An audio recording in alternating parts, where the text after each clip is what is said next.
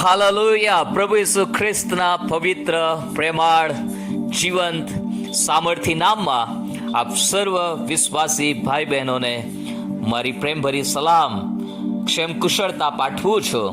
આજનું મનન ઉત્પત્તિનું પુસ્તક તેનો 26મો અધ્યાય અને 12મી કલમથી 22મી કલમ સુધીનું લેવામાં આવ્યું છે, પરંતુ હું દરેક કલમ વાંચવાનો નથી, પણ તે પરથી આપણે અભ્યાસ કરીશું. 12 અને 13મી કલમ વાંચું છું. અને ઇસ્હાકે તે દેશમાં વાવણી કરી, તે જ વર્ષે 100 ગણું પામ્યો, અને યહોવાએ તેને આશીર્વાદ આપ્યો, અને તે મોટો માણસ થયો, ને એમ વધતા વધતા બહુ જ મોટો થયો. ઇબ્રાહિમ ના સંતાનોને પરમેશ્વરે આશીર્વાદ આપ્યો. ઈસાક વાવણી કરે છે, 100 ગણું પામે છે. ઈશ્વર તેને આશીર્વાદ આપે છે, તે મોટો માણસ થાય છે, અને વધતા વધતા બહુ મોટો થાય છે. પણ ઈસાકનું જીવન એ સંઘર્ષથી ભરેલું હતું. આશીર્વાદિત થઈ ગયો, મોટો માણસ થઈ ગયો, એનો મતલબ એવો નથી કે એના જીવનમાં સંઘર્ષ પૂરું થઈ ગયું છે. ના, સંઘર્ષ છે. અને ત્યાં આપણે વાંચીએ છીએ કે જ્યારે ઈસાક મોટો થાય છે ત્યારે અને પલિસ્તીઓ 14મી કલમ કહે છે કે પલિસ્તીઓએ તેની અદેખાઈ કરી, અને ઇબ્રાહિમના દાસોએ જે કુવાઓ ખોદી નાખ્યા હતા એ કુવાઓને પલિસ્તીઓએ માટીથી પૂરી દીધા. જુઓ, જ્યારે તમે આગળ વધો છો, એ પ્રભુની સેવામાં હોય કે પછીથી તમારા સામાજિક ક્ષેત્રોમાં હોય, તમે આર્થિક ઉન્નતિ કરો, તમે સફળતા હો, તમારું સગડું સારું થાય, ત્યારે બધાને ગમતું નથી. સૌથી પ્રથમ તો શૈતાનને ગમતું નથી કે પ્રભુના લોકો આગળ વધે. શૈતાનને ગમતું નથી. એટલે શૈતાન એના માણસોને, અને જેઓ શૈતાનના પક્ષના છે એવા લોકોને આપણી વિરોધમાં કામે લગાડી દે છે, અને તેઓ આપણી ઈર્ષા કરે છે, આપણી અદેખાઈ કરે છે, આપણી વિરોધમાં કાવતરા કર્યા કરે છે, આપણું નુકસાન કરવાની પેરવી કરે છે. અને આવું જ કંઈક ઈસાકની સાથે પણ બન્યું કે ફલિસ્તીઓએ તેના પર અદેખાઈ કરી, અને ઇબ્રાહિમના જે કુવાઓ હતા, જે પાણીનો સ્ત્રોત હતો, જેના કારણે ઈસાક વાવણી કરતો હતો, એ સ્ત્રોતને પૂરી દેવામાં આવ્યા. એટલું જ નહીં, આગળ વધીએ છીએ તો 16મી કલમ એવું કહે છે, અને અબીમેલેકે ઈસાકને કહ્યું કે તું અમારી પાસેથી જા, કેમ કે તું અમારા કરતા બહુ સમર્થ થઈ ગયો છે. જુઓ, તેને ગેરારના પ્રાંતમાંથી હાંકી કાઢવામાં આવે છે, એને ત્યાંથી ભગાડી દેવામાં આવે છે, એનો દ્વેષ કરવામાં આવે છે, અને તેને એ જગ્યામાંથી કાઢી મૂકવામાં આવે છે કે ભાઈ તું અમારી મધ્યથી જતો રહે, કેમ કે તું અમારા કરતા બહુ જ મોટો થઈ ગયો છે.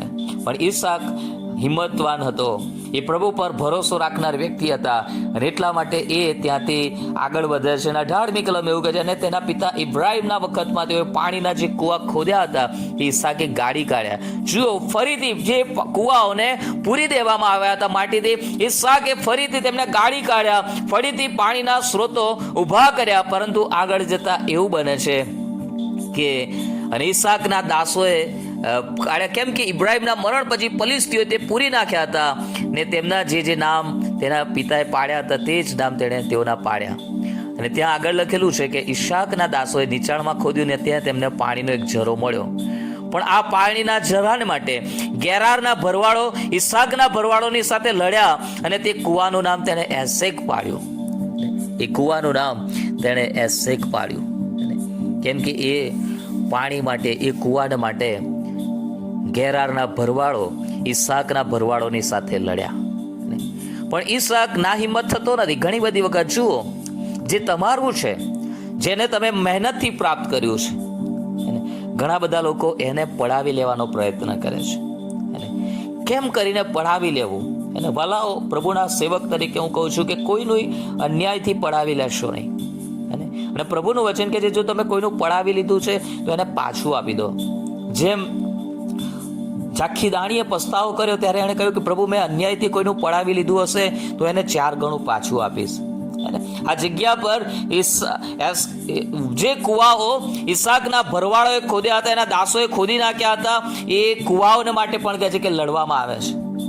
અને ઈસાક એ જવા દે છે, અને પછી કહે છે તેણે બીજો કૂવો ખોદ્યો. 21મી કલમમાં બીજો કૂવો ખોદ્યો, ને તેને વિશે પણ તેઓ લડ્યા, અને તેણે તેનું નામ સિટના પાડ્યું. અને એસેક અને સિટનાનો અનુભવ એને થાય છે. અને દુશ્મનાવટનો અનુભવ થાય છે. ઈશાકે એવું કંઈ કામ કર્યું નથી કે એણે દુશ્મનાવટ કરવી જોઈએ. એને તો ઈશ્વર આશીર્વાદ આપી રહ્યા છે, એટલા માટે તે સફળ થઈ રહ્યો છે. ઈશ્વરનો હાથ ઈસાક ઉપર છે, એટલા માટે તે વાવણી કરે છે અને 100 ગણું પામે છે. ઈસાક જેમાં પણ હાથ નાખે છે એ સફળ થાય છે, કેમ કે ઈશ્વર એની સાથે છે. સૈન્યોને દેવ યહોવા બાપ તેને આશીર્વાદ આપી રહ્યા છે. પણ એના કારણે અદેખાઈ કરવામાં આવે છે. ફલિસ્તીઓ અદેખાઈ કરે છે, કેરાના ભરવાડો લડે છે. અને આ એઝેક અને સિટનાના કડવા અનુભવો ઈસાકના જીવનમાં આવે છે. ભલા આપણા જીવનમાં પણ ઘણી બધી વખત આવું બને. આપણે જ્યારે પ્રભુના માર્ગમાં ચાલવા માંગીએ છીએ, જ્યારે આપણે પ્રભુનો ડર રાખીને ચાલીએ છીએ, ત્યારે ઘણા બધી વખત આ જગતના લોકો આપણને હેરાન કરવાનો પ્રયત્ન કરે છે, આપણું નુકસાન કરવાની પેરવી કરે છે, આપણા પર ઈર્ષા અદેખાઈ રાખે છે, આપણી સાથે વિના કારણ શત્રુતા કેળવવાનો પ્રયત્ન કરે છે. શૈતાન તેમનો ઉપયોગ કરે છે અને આપણા જીવનમાં લાવે છે કે આપણી શાંતિનો ભંગ થાય અને આપણે પાપ કરીએ અને આપણે પરમેશ્વરથી વિમુખ થઈ જઈએ. પણ ઈસાકે એવું કર્યું નહીં. એ કુવાઓને જતા કર્યા, એ જગ્યાને જતી કરી, એ લીલાછમ ખેતરોને જતા કર્યા, એ ફળદ્રુપ જમીનને જતી કરી. પણ એણે હાલેલુયા એ ગીવ અપ કર્યું નહીં. અને ત્યાં 22મી કલમમાં કહે છે, અને ત્યાંથી જઈને તેણે બીજો કૂવો ખોદ્યો અને તેને માટે તેઓ લડ્યા નહીં. અને તેણે તેનું નામ રહોબોત પાડ્યું. હાલેલુયા. એક કૂવો માટીથી પૂરી દેવામાં આવ્યો, એ ગાળી નાખ્યા, એનાથી આગળ વધ્યા, બીજા ખોદ્યા, એના માટે ઝઘડ્યા. પણ ઈસાક ગીવ અપ કરતો નથી. એ આગળ વધે છે અને પછી એક કૂવો ખોદે છે અને ત્યાં કોઈ એ કૂવા માટે લડતું નથી. અને એ કૂવાનું નામ તે રહોબોત પાડે છે. હાલેલુયા. તેનું નામ એણે રહોબોત પાડ્યું ને કહ્યું કે યહોવાએ અમને પુષ્કળ જગ્યા આપી છે અને આ દેશમાં અમે સફળ થઈશું. હાલેલુયા. આવો અનુભવ મારા અને તમારા જીવનમાં પણ હોઈ શકે છે. હાલેલુયા. આપણે આગળ વધવાનો પ્રયત્ન કરીએ છીએ, પણ કેટલાકને ગમતું નથી. પરંતુ વાલાઓ, હું તમને ઉત્તેજન આપવા માંગુ છું કે જો ઈસાકની માફક તમે પ્રભુને વળગી રહેશો, ઈસાકના જીવનમાં આ સિટના અને એઝેકના અનુભવ આવ્યા, અદેખાઈને ઈર્ષાનો સંઘર્ષનો સામનો કર્યો, પણ તે પ્રભુ પર વિશ્વાસ રાખીને આગળ વધતો ગયો. એણે લોકોની સાથે લડાઈ ઝઘડો કર્યો નહીં, એણે લોકોની સાથે પોતાના હકને માટે લડાઈ કરીને એ તો પ્રભુ પર ભરોસો રાખીને આગળ વધ્યો. અને ગઈકાલે આપણે જોયું એમ કે આપણા પરમેશ્વરની પાસે ધન તથા માન બંને છે. યહોવાનો ભય, હાલેલુયા, એ આપણા જીવનની અંદર ધન, આબરૂ ને જીવન લઈ આવે છે. અને ઈસાક એ પરમેશ્વરનો ભય રાખનારો પરમેશ્વરનો ભક્ત હતા. અને એટલા માટે પરમેશ્વરે ઈસાકને રહોબોત આપ્યું, વિશાળતા આપી, વિશાળતાનો કૂવો આપ્યો. હાલેલુયા. અને પરમેશ્વર આપણના જીવનમાં પણ એવું કરી શકે છે. આપણે આમ તે વિચલિત થવાની જરૂર નથી.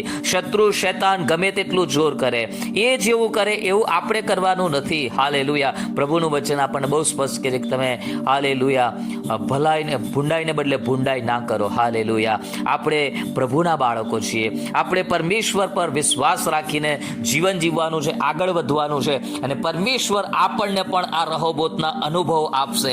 સંઘર્ષ છે પણ ના હિંમત ના થતા. પ્રભુ તમારી સહાયને મદદ કરશે. પ્રભુ તમારા લાઈફની અંદર રહોબોતના એક્સપિરિયન્સીસ લઈ આવશે. તમારા જીવનની અંદર પરમેશ્વર બહુ અદ્ભુત કામો કરશે. પરમેશ્વર આ વચનો સમજવાને માટે, તે પર વિશ્વાસ કરવાને માટે અને વચન પ્રમાણે હાલેલુયા તમારા જીવનમાં કાર્ય થાય એમ પવિત્ર આત્મા કરો. પરમેશ્વરના નામને ધન્યવાદ.